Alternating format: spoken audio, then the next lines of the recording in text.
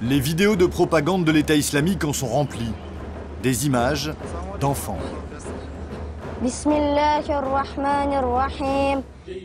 Des enfants soldats, entraînés, radicalisés.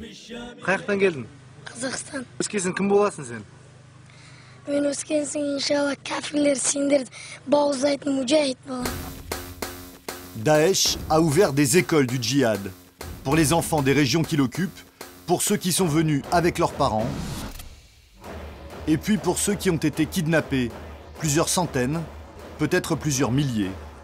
On leur apprend par cœur la doctrine de l'organisation.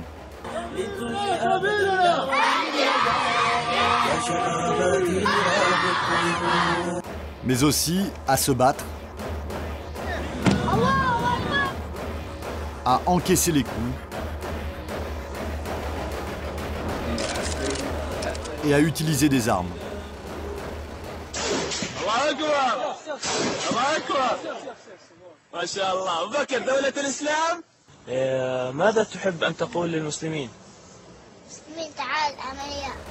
L'État islamique appelle ses enfants les lionceaux du califat.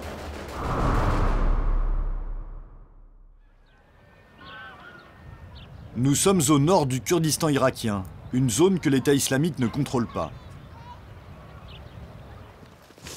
Farhad, 14 ans, et son frère Serad, 10 ans, ne portaient pas sur le dos un cartable il y a encore 3 mois, mais une Kalachnikov. On va chez mon oncle. Pourquoi? Où sont vos parents? Papa est prisonnier. Daesh l'a pris. Farhad et Serad sont des yézidis, une minorité religieuse massacrée par Daesh. Dans les villages envahis, la plupart des hommes ont été tués, les femmes et les enfants kidnappés. Les deux frères ont pu s'en sortir avec leur mère. Mais pas de nouvelles des nombreux autres membres de leur famille toujours retenus. Leurs pères, frères, sœurs, oncles et tantes. Eux ont pu retrouver un foyer chez un oncle et la liberté. Où est la serviette?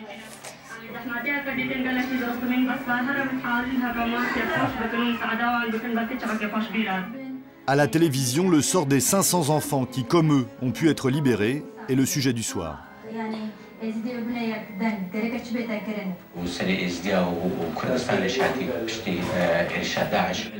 Farhad et Serad ont passé plusieurs mois dans un camp d'entraînement militaire. On était à l'école Al-Farouk. Ils nous entraînaient au maniement des armes et au combat. Ton petit frère aussi? Oui. Mais il est tout petit? Oui, il est petit, mais ils prennent aussi les petits. Moi aussi, ils m'ont amené dans le camp pour m'apprendre à tirer. Un jour, le professeur m'a ordonné de frapper mon frère. Je lui ai donné un coup de poing, un coup dans la bouche, je lui ai cassé une dent.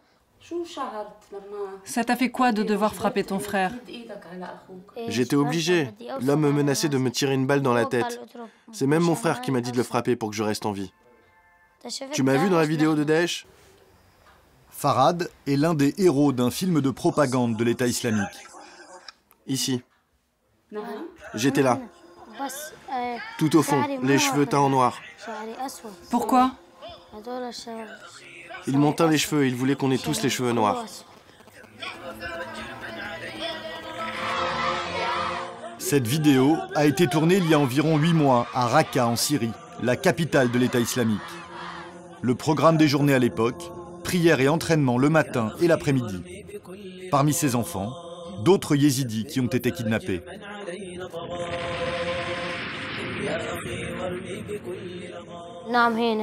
La nuit, on dormait dans ce bâtiment, derrière des barreaux.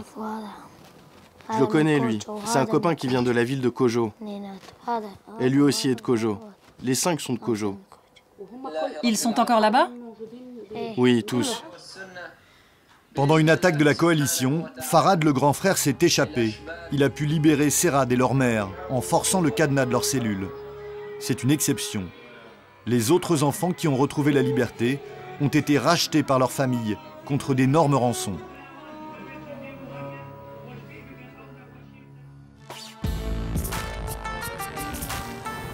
Tous les témoignages coïncident. Les enfants kidnappés ont été systématiquement radicalisés.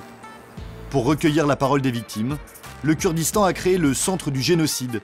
C'est ainsi qu'est appelé le drame des Yézidis.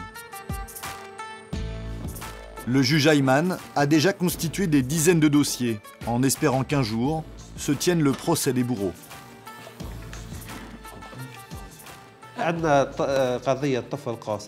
Voici le cas d'un ex-otage de 6 ans. L'enfant a été entendu par le tribunal. Ils lui ont appris à tuer, à utiliser des armes à feu, des couteaux, toutes les méthodes criminelles de Daesh, les exécutions, les décapitations. Ce dossier, comme tous les autres, va être transmis au tribunal pénal international. Le juge Ayman a longuement enquêté sur les méthodes de l'État islamique. Dans toutes les grandes villes tenues par l'organisation, des centres réservés à l'entraînement des enfants. Voici un exemple de repérage par satellite. C'est la ville irakienne de Tel Afar. Là, ils ont des centres de détention. Ils ont transformé certaines écoles en prisons pour enfants.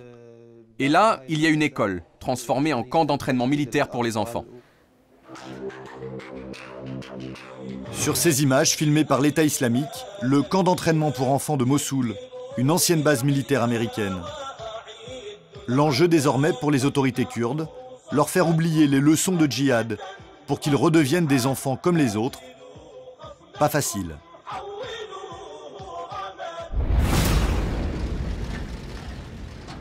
Nous sommes au camp de réfugiés de Khanké, 23 000 personnes qui y vivent sous des tentes. Ils sont yézidis. Dans un préfabriqué à l'entrée du camp, une classe qui se tient 3 fois par semaine. Tous les élèves sont d'anciens otages de Daesh. Où étais-tu retenu, Ali? À Tel Afar. Bon garçon, bravo, tu étais à Tel Afar. Tu as vu Daesh? Oui. À quoi ils ressemblent? Ils sont mauvais. Pourquoi ils étaient mauvais? Ils nous donnaient des pistolets. Des pistolets, des armes? L'homme qui fait la classe s'appelle Khoder Doumeli. C'est un journaliste qui s'est reconverti en professeur. Il tente de redonner le sourire et le goût de l'école aux enfants. Sa méthode, les faire parler de leur expérience et les valoriser. Nous sommes là pour oublier le passé, pour vous dire que malgré ce que Daesh vous a fait, vous pouvez vous rétablir en parlant. Vous allez me dire ce que vous voulez devenir plus tard. Qui veut être avocat? Ingénieur, docteur? Docteur. Kafia veut être médecin. Cela semble anodin, mais le discours du professeur est une révolution pour ces enfants, à qui l'on n'enseignait que la guerre et le djihad. Regardez, les djihadistes ont publié un guide pour les mamans. La musique, la télé, le sport sont interdits. Et les mères doivent donner des armes en plastique aux tout-petits et leur raconter des histoires de djihad avant de dormir. Pendant que nous filmons, Kafia, la fille qui veut devenir médecin, veut nous poser une question. Elle sait que nous sommes français. Il y a des membres de Daesh en France? Tu sais pourquoi elle demande? Car en Syrie, il y avait plein de Français. Ceux qui ont vu des Français là-bas, levez la main. Il y aurait plus de 1500 Français dans les rangs de l'État islamique. Beaucoup sont venus avec leurs enfants.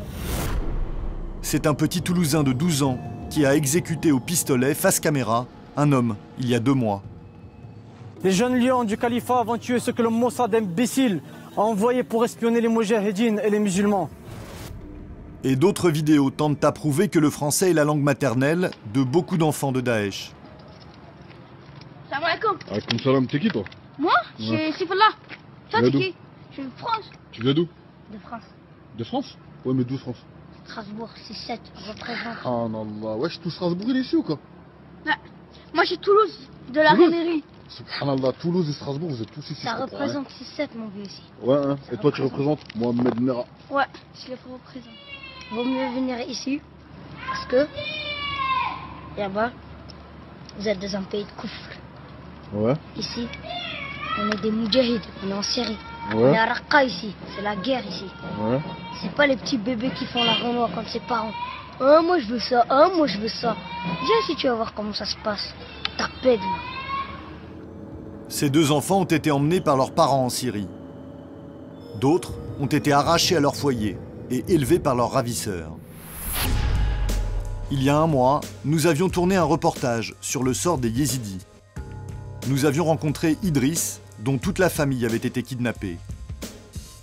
Un membre de Daesh réclamait une rançon de 23 000 € en échange de leur libération. Il lui avait envoyé ses photos.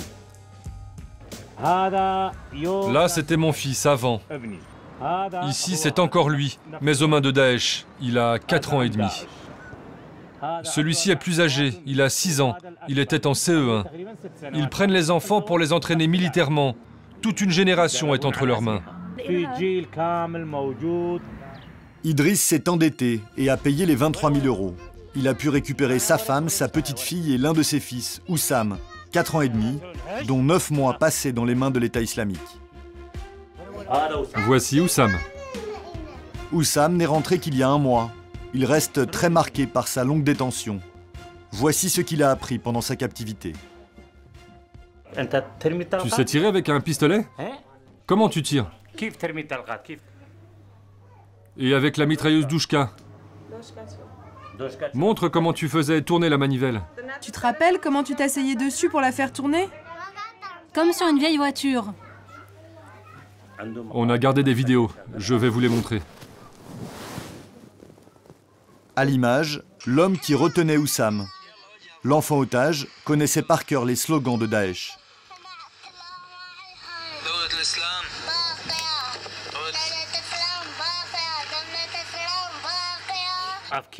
Qui est cet homme avec toi?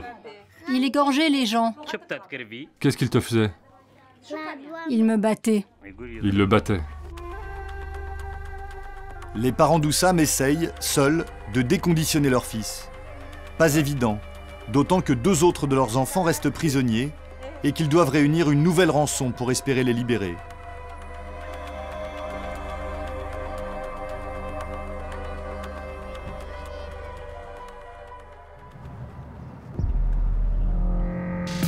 Farhad et Serad, eux, ont rendez-vous ce matin pour la première fois avec un pédopsychiatre.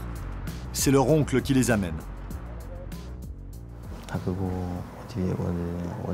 Pense bien à dire que tu parles sans cesse de la guerre et explique ton attirance pour les armes. Bonjour docteur. Bonjour, comment allez-vous? Comment te sens-tu? Je ne suis pas bien. Qu'est-ce qui te gêne le plus? J'arrête pas de penser à eux. Je les vois partout. Qui? Daesh. Je vois des armes. Je me vois entre leurs mains. Je vois des cris, des armes, le Coran, plein de trucs. Tu as envie de retourner à l'école? J'aimerais, mais j'ai des choses dans ma tête.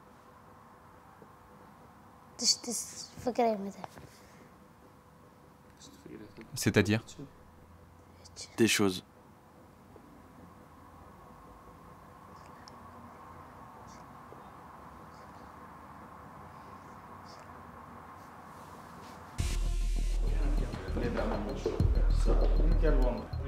Un peu plus tard, le psychiatre rejoint Serad, le petit frère, qui est moins bavard, dans la pièce d'à côté.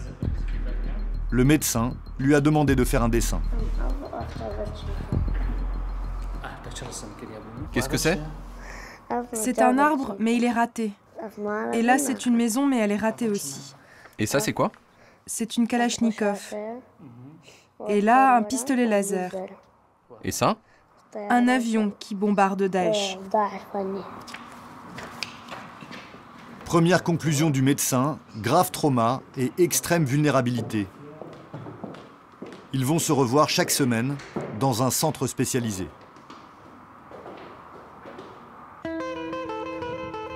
Au revoir. En attendant, les 2 frères ont retrouvé l'école. Un établissement constitué de quelques tentes dans le camp de Khanke. Silence les enfants! Les enfants de tous âges sont mélangés. Plusieurs autres élèves ont été otages de Daesh.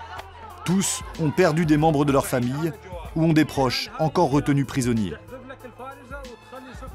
16 plus 1 égale 17. C'est ça la réponse. Ça ressemble presque à une vie normale pour Farhad et Serad. Mais il manque l'essentiel, Leurs pères et leurs frères et sœurs sont toujours otages.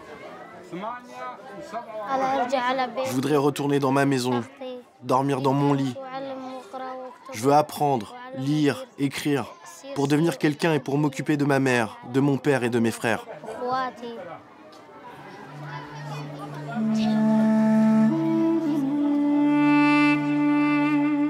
Farhad et Serhat sont de retour, mais derrière eux, beaucoup d'autres enfants sont toujours otages. Combien auront la chance de rentrer à leur tour? Sans compter les autres enfants bien plus nombreux, amenés par leurs propres parents, qui rêvaient de djihad. Que vont-ils devenir? Sans doute la prochaine génération de machines à tuer de l'État islamique.